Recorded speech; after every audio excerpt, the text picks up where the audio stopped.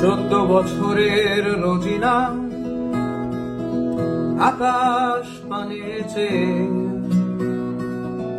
বাবা মা ভাই আর দিদি নিয়ে সাথে ওরা 3 দিন কিছু না খেয়ে পেরিয়েছিল তার কাটা বাপনা ঠাকুরদা কবে।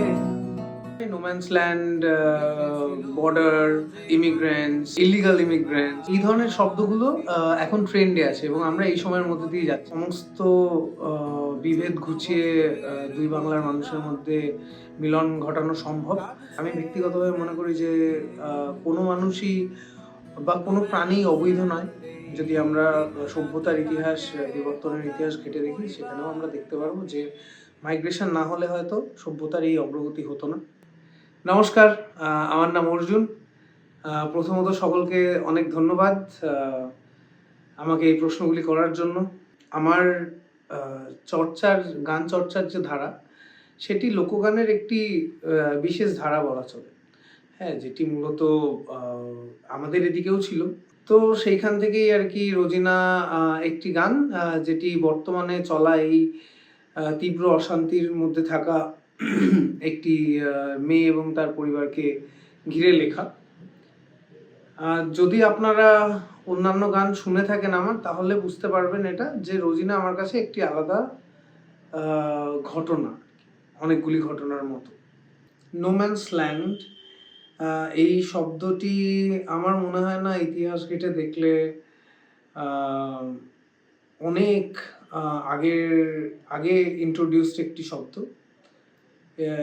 আমার মনে হয় যে এই যে আজকের দিনে আমরা ব্যবহার করি একটি শব্দ যে ট্রেন্ড, তো এখনকার সময় এই বর্ডার, নোম্যান্স ল্যান্ড, এই ধরনের শব্দগুলি ট্রেন্ডিংয়ের মধ্যে রয়েছে।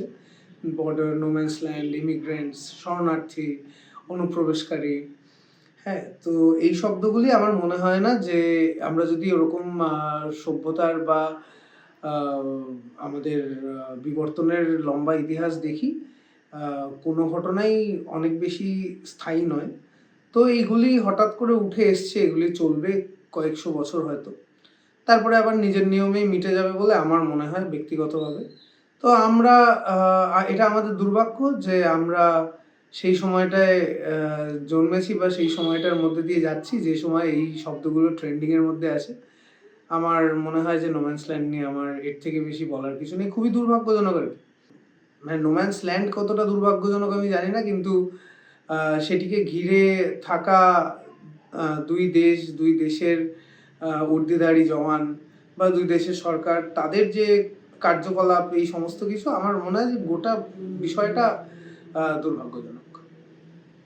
ভাষা এবং সংস্কৃতির দিক থেকে এক হলেও আমাদের দুই বাংলার ভৌগোলিকভাবে বলুন বা সামাজিকভাবে বলুন বা ধর্মের দিক থেকে বলুন, এই গোটা বিষয় পয়েন্টগুলোকে মাথায় রেখে দুই বাংলা একটুখানি আলাদা হয়ে গিয়েছে আমি বলবো। এবং আলাদা হয়ে গিয়েছে তার মূল কারণটা হচ্ছে যে সংখ্যাগুরু সেকশনটা দুই বাংলার আর কি বিভাজিত।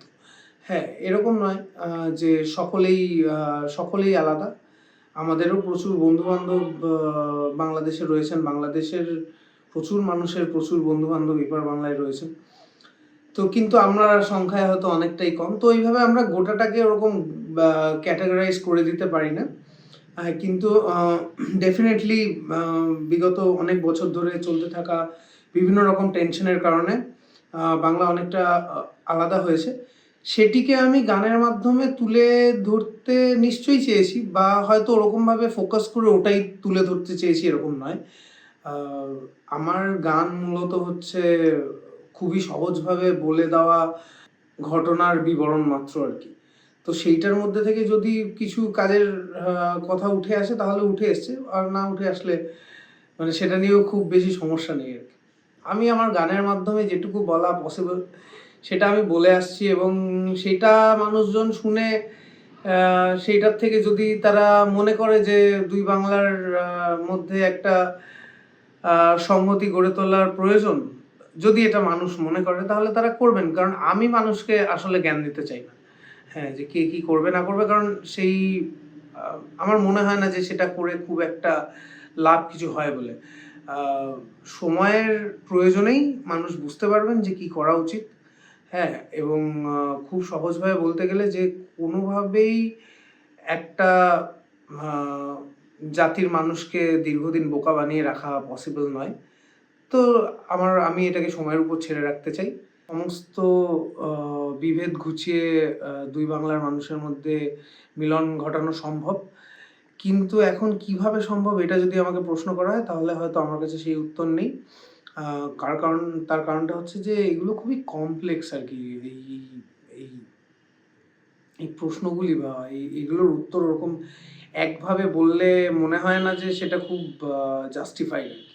তো মিলন ঘটানো সম্ভব এটা আমি মনে করি।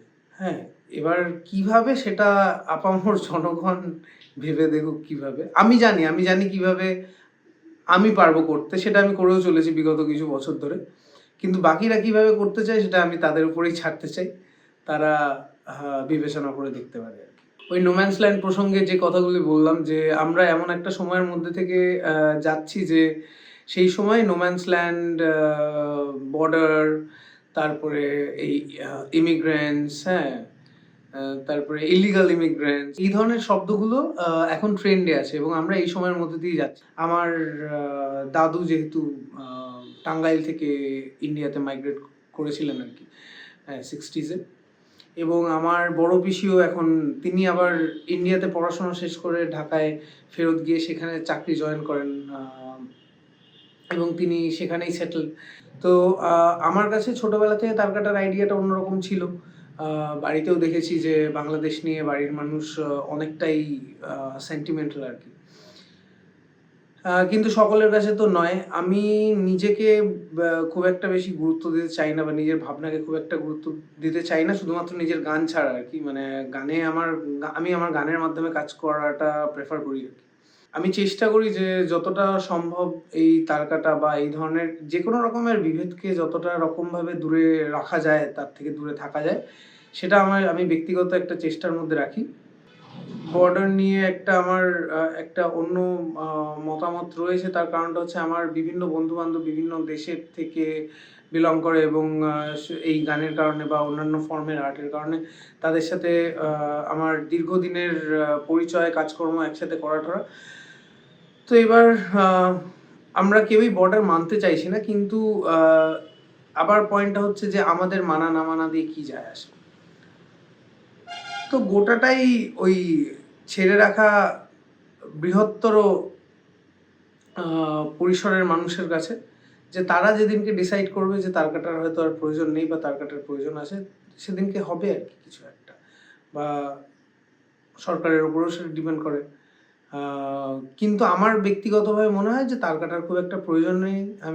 আমি ব্যক্তিগতভাবে মনে করি যে আ কোনো মানুষই বা কোনো প্রাণীই অবৈধ নয়।